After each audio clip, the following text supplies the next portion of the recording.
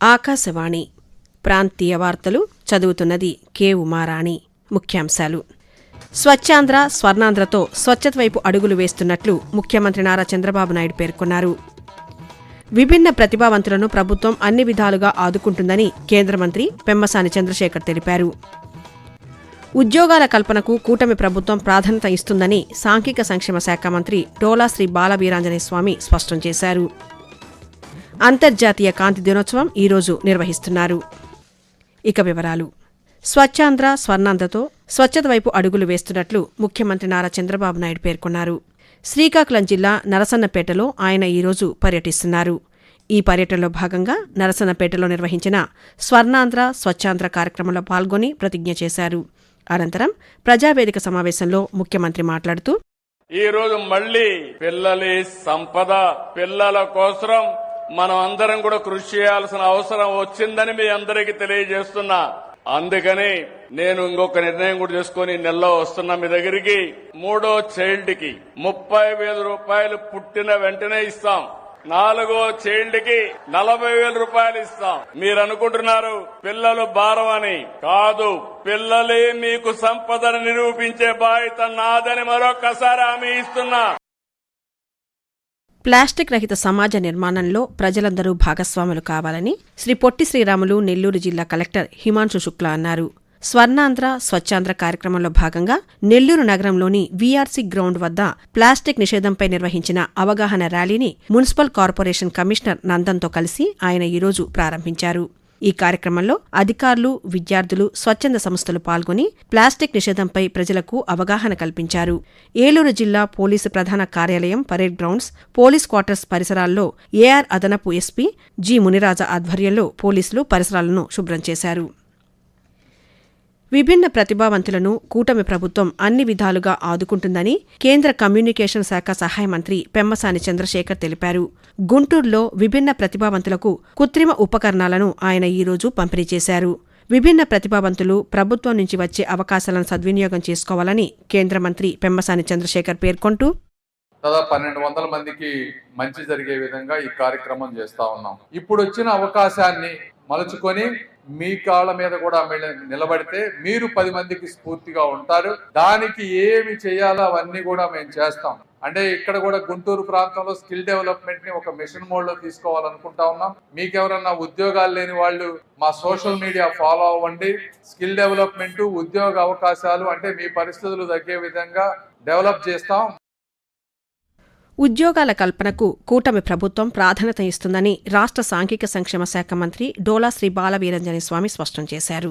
పరిశ్రమలు, పెట్టుబడుల ద్వారా ఉపాధి అవకాశాలు కల్పించడంతో పాటు ప్రభుత్వ శాఖల్లో ఖాళీలను భర్తీ చేస్తున్నట్లు ఒక ప్రకటనలో పేర్కొన్నారు. విశ్వవిద్యాలయాల్లో ఖాళీగా ఉన్న 1,523 అధ్యాపకుల పోస్టుల భర్తీకి నోటిఫికేషన్ విడుదల చేసినట్లు తెలిపారు. ఇప్పటికే మెగా డిఎస్సితో 16,000 ఉపాధ్యాయుల పోస్టులను భర్తీ చేశామన్నారు. బ్యాక్లాగ్ పోస్టుల భర్తీకి చర్యలు తీసుకుంటున్నట్లు మంత్రి పేర్కొన్నారు. తిరుపతి జిల్లా ఏర్పేడ్లోని భారతీయ సాంకేతిక విజ్ఞాన సంస్థలో యువ సంఘం ఫేజ్ 6 ఏక్ భారత్ శ్రేష్ఠ భారత్ కార్యక్రమాన్ని తిరుపతి జిల్లా కలెక్టర్ ఎస్ వెంకటేశ్వర్ ఈరోజు ప్రారంభించారు. విద్యార్థుల్లో మేధో సంపత్తిని పెంచే ప్రయత్నంలో భాగంగా కేంద్ర విద్యా మంత్రిత్వ శాఖ ఆధ్వర్యంలో నేటి నుంచి ఈ నెల 27వ తేదీ వరకు ఈ కార్యక్రమం జరగనుందని కలెక్టర్ ఎస్ వెంకటేశ్వర్ పేర్కొంటూ, తిరుపతి జిల్లాలోనే ఉన్నటువంటి వివిధ ప్రాముఖ్యమైనటువంటి ప్రదేశాలు పైన తిరుమల గాని, శ్రీకాళహస్తి టెంపుల్, అదేవిధంగా శ్రీ సిటీ, శ్రీహరికోట మరియు ఇతరత్ర యూనివర్సిటీ ఏదైతే మహిళా యూనివర్సిటీ వీటన్నిటిలో అక్కడికి తీసుకెళ్లడం, అక్కడ ఎక్స్పోజర్ విజిట్ లాగా చేపించి ఈ పిల్లల నుంచి వాళ్ళు క్రాస్ లెర్నింగ్, వాళ్ళ నుంచి మహారాష్ట్ర ఉన్నటువంటిది మనం నేర్చుకోవటం, ఇక్కడ ఉన్నటువంటి ఇది వాళ్ళు నేర్చుకోవటం అనేది జరుగుతుంది.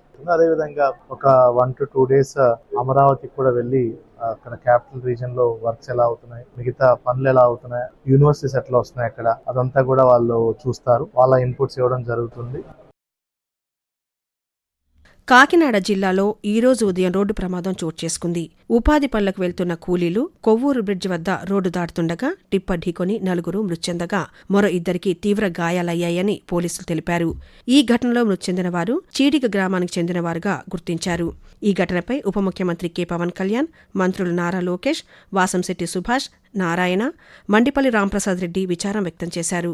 గాయపడిన వారికి మెరుగైన చికిత్స అందించాలని అధికారులను ఆదేశించారు. బాధిత కుటుంబాలకు ప్రభుత్వం అన్ని విధాలుగా అండగా ఉంటుందని మంత్రులు హామీ ఇచ్చారు. ఆకాశవాణి ప్రాంతీయ వార్తలు వింటున్నారు. మన దైనందిన జీవితంలో కాంతి నిర్వహిస్తున్న పాత్రను తెలియజేయడం, దాని సాంకేతిక పరిజ్ఞానం పట్ల అవగాహన పెంచడం కోసం ఈరోజు అంతర్జాతీయ కాంతి దినోత్సవం నిర్వహిస్తున్నారు. అమెరికాకు చెందిన భౌతిక శాస్త్రవేత్త థియోడర్ మైమన్ 1960వ సంవత్సరం మే 16వ తేదీన మొదటిసారిగా లేజర్ ద్వారా కాంతి పుంజాన్ని ఆవిష్కరించారు. ఈ సందర్భాన్ని పురస్కరించుకుని ప్రతి ఏటా ఇదే రోజున అంతర్జాతీయ కాంతి దినోత్సవాన్ని నిర్వహించాలని ఐక్యరాజ్యసమితి పిలుపునిచ్చింది. థియోడర్ మైమన్ చేసిన ఈ ఆవిష్కరణ వైద్య, రోగ నిర్ధారణ, సాంకేతికతల ఆవిష్కరణకు దోహదం చేసింది. కాంతిని మనం సక్రమ రీతిలో వినియోగించుకోగలిగితే పర్యావరణ సమతుల్యానికి కూడా మేలు చేస్తుంది. ఇంధనం ఆదాతో ఆర్థికంగా లాభంతో పాటు పర్యావరణ పరిరక్షణలో భాగస్వాములు కావచ్చని ఎన్టీఆర్ జిల్లా కలెక్టర్ జి. లక్ష్మీషా పేర్కొన్నారు. విజయవాడ నగరంలోని క్యాంపు కార్యాలయం నుంచి కలెక్టరేట్ వరకు ఆయన ఎలక్ట్రికల్ సైకిల్పై ఈరోజు వెళ్లారు. ఈ సందర్భంగా కలెక్టర్ మాట్లాడుతూ ప్రస్తుత సంక్షోభ పరిస్థితుల నేపథ్యంలో ఖర్చులను నియంత్రిస్తూ అందుబాటులో ఉన్న వనరులను పొదుపుగా వినియోగించుకోవాలని సూచించారు. ఇందులో భాగంగా డీజిల్, పెట్రోల్ వాహనాలకు బదులు ఎలక్ట్రిక్ వాహనాలు వినియోగించాలని కలెక్టర్ తెలియజేస్తూ ఎలక్ట్రానిక్ సైకిల్ని మన కలెక్టరేట్కి ఒక 3 కొనుక్కుంటున్నాం ఇప్పుడు. సో ప్రతి శుక్రవారం అలాగే లోకల్ ఇన్స్పెక్షన్స్ అయితే ఉంటాయి విత్ ఇన్ సిటీ, దానికి ఎలక్ట్రానిక్ సైకిల్ని తిరగడానికి ట్రై చేస్తాం. అలాగే సిటీ లోపల మెయిన్లీ యూత్స్ అలాగే చిన్న చిన్న పనికి వెళ్లేవాళ్ళు కంపల్సరీగా మీరు డీజిల్ బైక్, పెట్రోల్ బైక్ కన్నా ఈ ఎలక్ట్రానిక్ సైకిల్ కొనుక్కోండి. దీని ద్వారా డబ్బులు అది అవుతాయి, మీకు ఫ్యూల్ ఖర్చు ఉండదు, ప్లస్ పర్యావరణం కూడా కాపాడిన వాళ్ళు అవుతాం. ఇది చాలా ఎఫెక్టివ్గా ఉంది. ఇక్కడ విజయవాడ వాళ్ళు ఇది ఇన్నోవేట్ చేస్తారు. ఆ కాస్ట్ కూడా కన్సిడరబుల్ గా ఉంటుంది. కాబట్టి అందరూ దయచేసి దీన్ని అడాప్ట్ చేయండి. దీని గురించి అత్యంత మళ్ళీ ఇన్ఫర్మేషన్ ఏదైనా కావాలంటే కలెక్టరేట్ కానీ కమాండ్ కంట్రోల్ రూమ్ కానీ మీరు సంప్రదించండి. వీధి కుక్కలకు స్టెరిలైజేషన్ ప్రక్రియను త్వరగా పూర్తి చేయాలని పురపాలక, పట్టణాభివృద్ధి శాఖ మంత్రి పొంగూరు నారాయణ అధికారులను ఆదేశించారు. మున్సిపల్ కమిషనర్లు, ఉన్నతాధికారులతో అమరావతి నుంచి టెలికాన్ఫరెన్స్ ఈరోజు నిర్వహించారు. ఈ సందర్భంగా ఆయన మాట్లాడుతూ విశాఖపట్నంలో బాలుణ్ణి కుక్క కరిచిన ఘటనపై వివరాలడిగి తెలుసుకున్నారు. బాలుడికి మెరుగైన వైద్యం అందేలా చూడాలని విశాఖ మున్సిపల్ కమిషనర్కు నారాయణ ఆదేశాలు జారీ చేశారు. సుప్రీంకోర్టు నిబంధనల ప్రకారం పట్టణాలకు దూరంగా కుక్కలకు ఫుడ్ షెల్టర్లు ఏర్పాటు చేయాలని సూచించారు. రాష్ట్రంలో ఉన్న 3,20,000 వీధి కుక్కలకు గాను ఇప్పటి వరకు 1,80,000 కుక్కలకు శస్త్రచికిత్సలు పూర్తయినట్లు అధికారులు మంత్రికి వివరించారు. ఇంటర్మీడియట్, అడ్వాన్స్డ్ సప్లిమెంటరీ పరీక్షల హాల్ టికెట్లు జారీ చేసినట్లు ఇంటర్మీడియట్ విద్యామండలి కార్యదర్శి రంజిత్ భాషా ఒక ప్రకటనలో తెలిపారు. మనమిత్ర వాట్సాప్ నెంబర్ 9552300009 అధికారిక బోర్డు వెబ్ పోర్టల్ నుంచి డౌన్లోడ్ చేసుకోవచ్చునని విద్యార్థులకు సూచించారు. డౌన్లోడ్ చేసుకున్న హాల్ టికెట్లపై కళాశాల ప్రిన్సిపల్ సంతకం అవసరం లేదని స్పష్టం చేశారు. ఈ నెల 21వ తేదీ నుంచి సప్లిమెంటరీ పరీక్షలు ప్రారంభం కానున్నాయని వెల్లడించారు. రాష్ట్రంలో 22A భూముల సమస్యల పరిష్కారంలో ఏలూరు జిల్లా ఆదర్శంగా నిలిచిందని రాష్ట్ర పౌర సరఫరాల శాఖ మంత్రి, జిల్లా ఇన్ఛార్జి మంత్రి నాదెండ్ల మనోహర్ పేర్కొన్నారు. ఏలూరు కలెక్టరేట్లో నిన్న నిర్వహించిన 22A భూముల పరిష్కార మేళాలో పాల్గొన్న మంత్రి ప్రజల నుంచి దరఖాస్తులను స్వీకరించారు. ఈ కార్యక్రమంలో 290 దరఖాస్తులకు సంబంధించిన 74 ఎకరాలను 22A జాబితా నుంచి తొలగించి రైతులకు పత్రాలు అందజేశారు. మరో 202 దరఖాస్తులను 15 రోజుల్లో పరిష్కరించాలని అధికారులను మంత్రి ఆదేశించారు. ప్రాంతీయ వార్తలు ముగించే ముందు ముఖ్యాంశాలు మరోసారి.